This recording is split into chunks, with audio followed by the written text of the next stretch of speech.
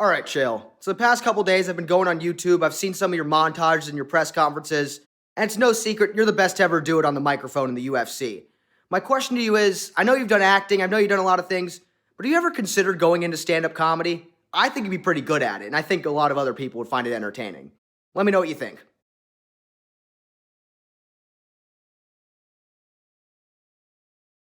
Did you hear the rumor about butter? I'm not going to spread it. Hey, what's up, Uncle Chael? Anderson Silva versus Yoel Romero. There, what do you think? I think I see the philosophy behind your proposed booking there, which is, what do you do with two guys who are likely to not contend for championships anymore, but are both great fighters with fan bases, oh, and by the way, are over the age of 40? Match them up together. I've got no problem with that. I think I could offer you maybe a different suggestion for Anderson, and I will remind you that Yoel is currently booked to take on a similar style to Anderson. He's going to take on the great Uriah Hall. Chael, I've got a theory. As we all know, the first Jones-Gustafsson fight was very close, and a lot of people think Gus won. So that was a big talk going into the rematch was, well, Gus got really close. A lot of people think he won. Maybe he can do it. I think that maybe John is making his fights with people a lot closer so that there's more hype for the rematch. Am I giving him too much credit? Is John not that smart? I don't know. Yes. I don't know that you're giving him too much credit, but you are definitely dumbing yourself down. Do not say those words to anybody else ever. That has never happened in the history of fighting ever, and it never will happen. I can remember the night that Iaquinta gave Khabib's hardest fight ever. To this day, that remains his hardest fight. And people were coming away trying to say that Khabib was holding out because if he would have stomped Iaquinta, he never would have got the match with Conor. It was just insane. Conor went out and beat up Floyd Mayweather, got beat up right back, but went out and beat up Floyd Mayweather.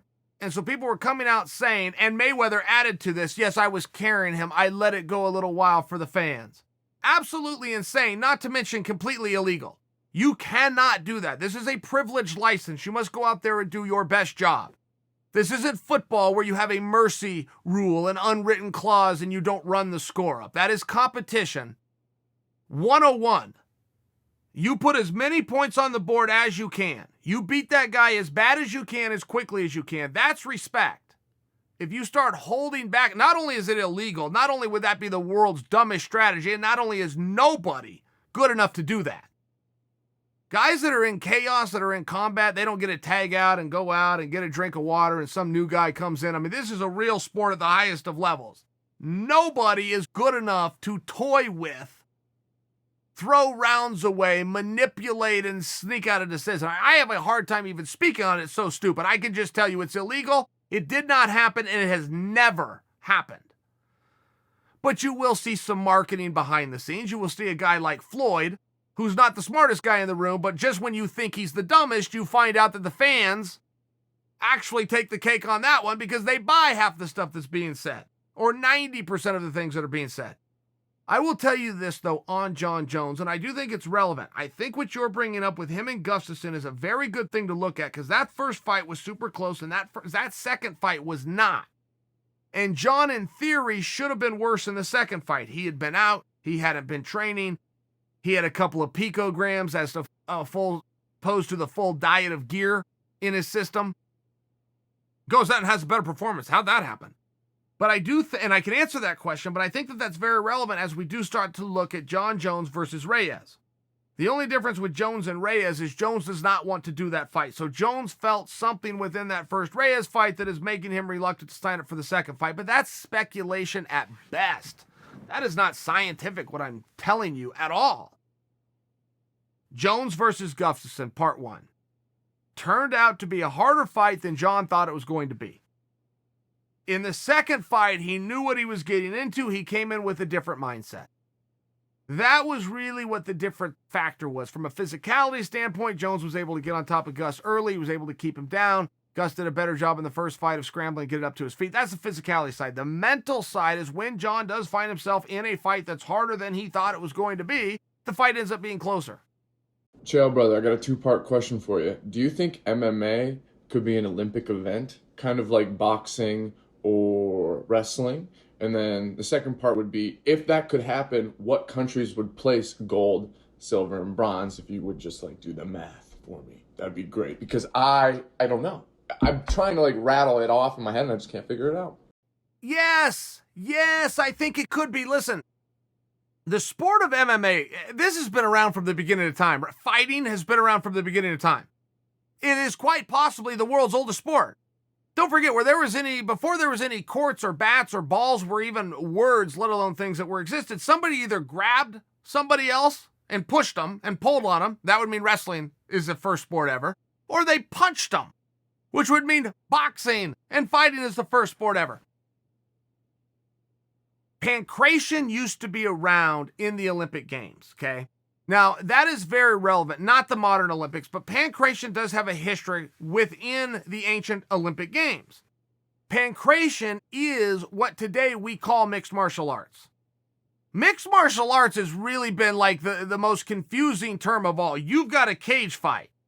A dirty, filthy cage fight on Saturday night for a paycheck and the applause of a drunken audience. That's what you have, but to make it a little bit more glorified, they called it martial arts. So now you got the knuckleheads that are coming in talking about honor and bowing and respect, right? They're bowing to one another while wearing their gi with their little different colored belts. I mean, it all ends up being a little bit silly. I even had people coming and talking to me about it, going, where's your honor and where's your respect? What does that have to do with what we're doing? Well, this is martial arts. What do you know about martial arts? Well, I watched a Chuck Norris movie, and I know that it has to do with honor and respect. Okay, shut up.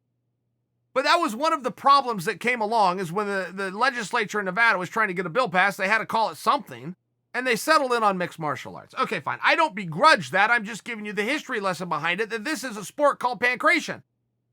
You can call it martial arts in 2001, but that's a little bit weird when the sport had been around for 100 years, and it's been known as the sport of pancration, which used to be contested in the Olympics. Now, elements of pancration are still contested. Taekwondo, judo, wrestling, both freestyle and Greco-Roman, boxing.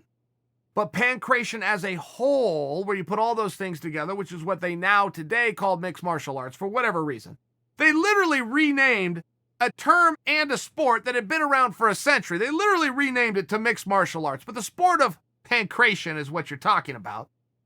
I could see where it would go back in. They made a push for that in 2012. If I'm wrong, it was 2016. And it even did get answered by the IOC. And the International Olympic Committee turned it away on step one of the process to just say that we do not have a facility for this to be held, which was their way of just getting it off the table right then. The sport of pancration does not have any, and you'll see people out there that claim they're the head of pancration. They do not have any governing power and or money and or legislative influence. And I don't begrudge those people. I'm just sharing with you that you can shout whatever you want. If you're shouting it off the rooftops and nobody's down below, you're kind of wasting your breath. So it's not making any traction. It is absolutely headed nowhere. But to your point of, is that something that would rightfully be contested in the Olympics? Yes, particularly with the fact that it used to be. Particularly with the fact that the Olympics did start out in Athens, Greece. And at the time, pancration was the national sport of Greece. Much like football would be in America, I think, or would it be baseball? But you get my point. Soccer, Brazil, soccer, England. Pancration, fighting, mixed martial arts, was the national sport of the country of Greece, which is where the Olympics came from. So I think that you have a nice little fact pattern on your side. Now, who is going to enter that? And you asked specifically about countries. Look, America would do very well. Brazil would do very well. The Russians always do very well when it comes to combat. But I don't know what level of athlete you would get. I think over time you would get some very beautiful, very highly decorated. Don't forget, I'll use boxing as an example. If you win the Olympic Games and you then turn pro, which is just a statement and a license. But if you win the Olympics, sign that form, pay your fee, and get a license, you will automatically be ranked top 10 in the world. You will also rightfully be ranked top 10 in the world. If you win the Olympics in boxing, you're going to go have a beautiful professional career. I think it might take a little bit of time to see that for mixed martial arts and pancration, only because a lot of the guys that are top 10 in the world aren't going to go the amateur ranks. They're going to go right into the pros and try to make the money.